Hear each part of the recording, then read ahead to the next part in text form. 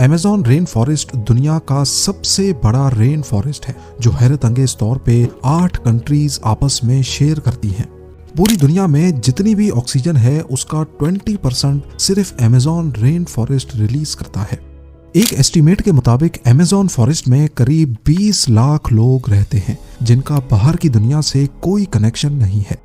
क्योंकि अमेज़न का काफी सारा हिस्सा अभी तक अनएक्सप्लोर्ड है, लिहाजा जंगल की इस ढाल के नीचे जो कुछ छुपा है वो भी अभी तक दुनिया के लिए एक ना सुलझने वाला मुअम्मा बना हुआ है। अमेज़न के जंगल की ऐसी ही चंद मिस्ट्रीज के बारे में आज हम जानेंगे। कुछ को तो सॉल्व कर लिया गया है, लेकिन बहुत सारी आज भी साइंस के पल्ले नहीं पड़ रही।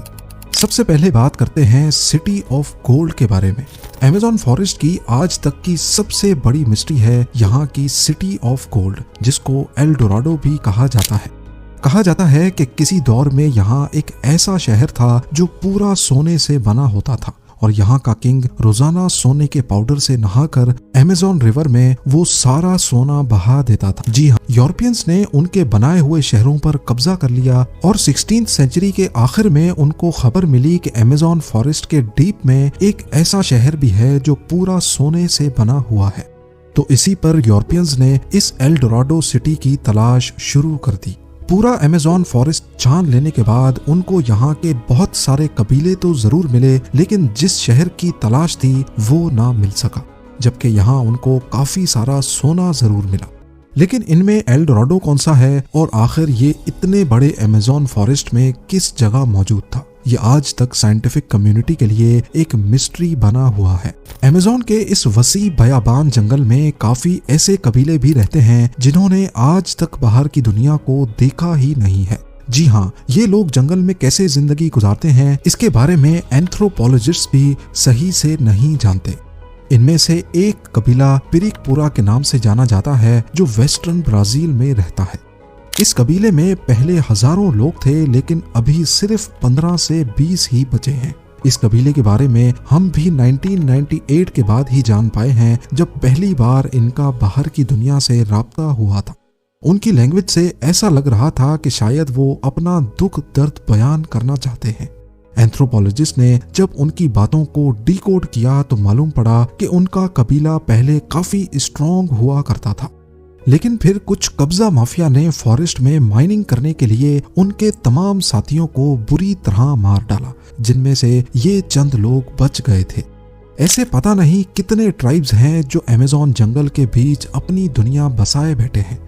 ये लोग कहां से आए थे? क्या इनका हजारों साल पहले यहाँ बसने वाले कबीलों से कोई कनेक्शन है? इस बारे में आज तक कोई नहीं जान पाया। सदियों से हिस्टोरियंस को ये कंफर्म नहीं था कि अमेज़न में रहने वाले लोग यहाँ कब आए थे, लेकिन 2017 में ये पहेली तब सुलझने लगी जब आर्कियोलॉजिस्ट को कोलंबिया के करीब अमेज़न फॉरेस्ट में पहाड़ पर कुछ पेंटिंग्स बनी हुई दिखाई दी। ये बड़े बड़े पत्थर पहाड़ के अंदर पूरी तरह दबे हुए थे और इन पेंटिंग्स को समझने के लिए इनको एक्सपोज करना बहुत जरूरी था। लिहाजा आर्कियोलॉजिस्ट ने यहाँ 13 किलोमीटर की खुदाई की तो मालूम पड़ा कि किसी दौर में ये पत्थर एक गार के अंदर मौजूद थे। इस 13 किलोमीटर की गार में जो पेंटिंग्स बनी हुई पाई गईं वो करीब 12,000 साल पुरानी थी। उस वक्त आखिरी आइस एज की एंडिंग चल रही थी और जाहिर है उस वक्त यहाँ जंगल नहीं बल्कि सिर्फ बर्फ ही बर्फ हुआ करती थी। इन पेंटिंग्स में कुछ ऐसे जानवर भी बने पाए गए जो सिर्फ आइस एज में ही हुआ करते थे, जैसा कि मेस्टोडॉन्स और जायंट स्लॉथ्स।